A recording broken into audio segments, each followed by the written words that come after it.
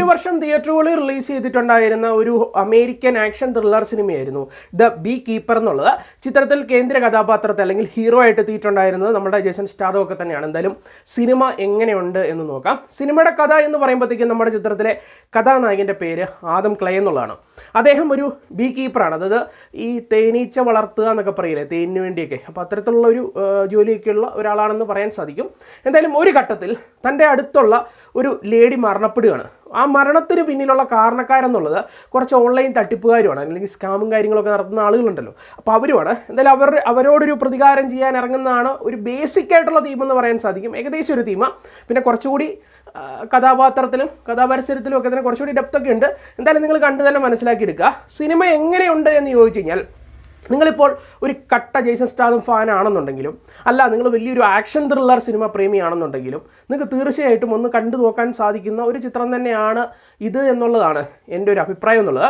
ഇപ്പോൾ അദ്ദേഹത്തിൻ്റെ ഫാനൊക്കെ ആണെങ്കിൽ, അല്ലെങ്കിൽ ആയി മാറിയതിനുള്ള പ്രധാന കാരണം, ഞാനൊക്കെ വ്യക്തിപരമായിട്ട് അദ്ദേഹത്തിൻ്റെ ആക്ഷൻ പടങ്ങളൊക്കെ കണ്ടു തന്നെയാണ്. അല്ലെങ്കിൽ ആ ഒരു ആക്ഷൻ ടൈമിൽ അദ്ദേഹത്തിൻ്റെ ആ ഒരു എനർജറ്റിക് പെർഫോമൻസ് അതൊക്കെ കണ്ടാണ് ഞാൻ ശരിക്കും അദ്ദേഹത്തിൻ്റെ ഒരു കട്ട ഫാനായി മാറിയത്. അപ്പോൾ അത്തരത്തിലുള്ള എന്നെപ്പോലെയുള്ള പ്രേക്ഷകനെ കയ്യിലെടുക്കും വിധത്തിലുള്ള ഒരുപാട് ആക്ഷൻസും നമ്പറുകളും ഒക്കെയുള്ള ഒരു സിനിമയാക്കി തന്നെ ഈ ഒരു ചിത്രവും മാറിയിട്ടുണ്ട് എന്നുള്ളതാണ് വസ്തുത. സോ ആ ഒരു ടൈപ്പിലുള്ള അദ്ദേഹത്തിൻ്റെ ആക്ഷൻ ത്രില്ലർ സിനിമ പ്രേമികൾക്ക് ധൈര്യമായിട്ടൊന്ന് കണ്ടിരിക്കാം. അതാണ് എനിക്ക് ആദ്യമേ പറയാനുള്ളത്.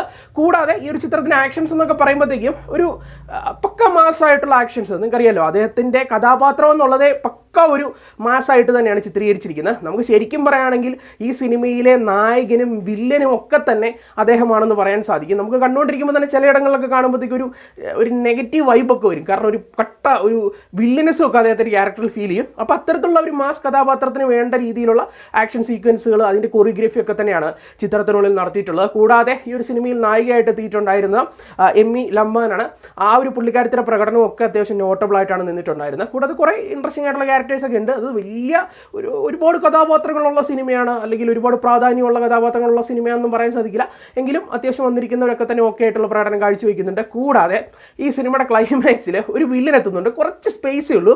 ഒരു യെല്ലോ ഡ്രസ്സൊക്കെ ഇട്ടിട്ട് ഒരു പുള്ളി കുറച്ചിടങ്ങളിലേ ഉള്ളെങ്കിലും ഈ ഒരു സിനിമയ്ക്കുള്ളിൽ ഒരു പക്കോ വില്ലൻസ് എനിക്ക് തോന്നിയിട്ടുണ്ടായിരുന്നു. അദ്ദേഹത്തിൻ്റെ പ്രകടനം തന്നെയായിരുന്നു. നൈസായിരുന്നു. ആ ക്ലൈമാക്സിലെ ആ ഒരു ഫൈറ്റ് സീക്വൻസ് ഒക്കെ നല്ല രസമായിട്ട് എനിക്ക് തോന്നി. പിന്നെ ഒരു കാര്യം എന്നുള്ളത് ഈ സിനിമയുടെ ക്വാളിറ്റി എന്നുള്ളൊരു കാര്യമാണ്. നിങ്ങൾക്ക് ഈ ഒരു സിനിമ കാണാൻ പറ്റുകയാണെങ്കിൽ ഒരു ഹൈ ക്വാളിറ്റി പ്രിൻ്റ് തന്നെ ചൂസ് ചെയ്യുക. ഒരു എക്സ്ട്രീം ആയിട്ടുള്ള ഒരു ഹൈ ക്വാളിറ്റി പ്രിൻ്റ് അതൊരു ഹോം തിയേറ്ററിലൂടെ കണക്ട് ചെയ്ത് കാണുവാണെങ്കിൽ നിങ്ങൾക്ക് കാഴ്ചയിലൂടെയും അല്ലെങ്കിൽ ആ ശബ്ദത്തിലൂടെയൊക്കെ തന്നെ കുറേ എൻജോയ് ചെയ്യാൻ സാധിക്കും. അത്തരത്തിലുള്ള ഒരു ഗ്രാൻഡ് മേക്കിങ് ചിത്രത്തിനുള്ളിൽ നടത്തിയിട്ടുണ്ട് എന്നുള്ളതാണ് വസ്തുത. അത് ഇപ്പോൾ ഛായാഗ്രഹണമാകട്ടെ, എഡിറ്റിംഗ് ആകട്ടെ, അതുപോലെ തന്നെ ചിത്രത്തിൻ്റെ VFX വർക്കുകളാകട്ടെ, അല്ലെങ്കിൽ സ്പെഷ്യൽ എഫക്ട്സ് കാഴ്ചകളാകട്ടെ, ഇതൊക്കെ തന്നെ നല്ല നൈസായിട്ട് ഉപയോഗപ്പെടുത്തിയിട്ടുള്ള ഒരു ചിത്രം തന്നെയാണ് അത് ബീ കീപ്പർ എന്നുള്ളത്. പിന്നെ ഈ ഒരു സിനിമയുടെ കഥയും തിരക്കഥയൊക്കെ എടുക്കുമ്പോഴത്തേക്കും അത് വലിയ പുതുമയുള്ള കഥയാണ്, അല്ലെങ്കിൽ ഈ സിനിമയിലെ വലിയ പുതുമയുള്ള കഥയാണെന്നും പറയാൻ സാധിക്കില്ല. നമ്മൾ ഇതിനു മുമ്പും കേട്ടിട്ടുള്ള ഒരു ടിപ്പിക്കൽ ഫോർമാറ്റിലുള്ള ഒരു കഥ തന്നെയാണ്. പിന്നെ നിങ്ങൾക്കറിയാം, ഞാൻ ആദ്യം പറഞ്ഞ പോലെ തന്നെ ആക്ഷൻ ത്രില്ലർ സിനിമ പ്രേമികളെയും അല്ലെങ്കിൽ അദ്ദേഹത്തിൻ്റെ ഫാൻസിനെയൊക്കെ തന്നെ കയ്യിലെടുക്കാൻ വേണ്ടിയുള്ള ഒരുപാട് ചേരുവകൾ തിരക്കഥയ്ക്കുള്ളിലൂടെ അവിടെ ഇവിടങ്ങളിലൊക്കെ ആയിട്ട് കൊണ്ടുവെക്കുന്നുണ്ട്. അതുകൊണ്ട് തന്നെ ഇൻട്രസ്റ്റിംഗ് ആയിട്ടൊക്കെ തന്നെയാണ് സിനിമ പോകുന്നു.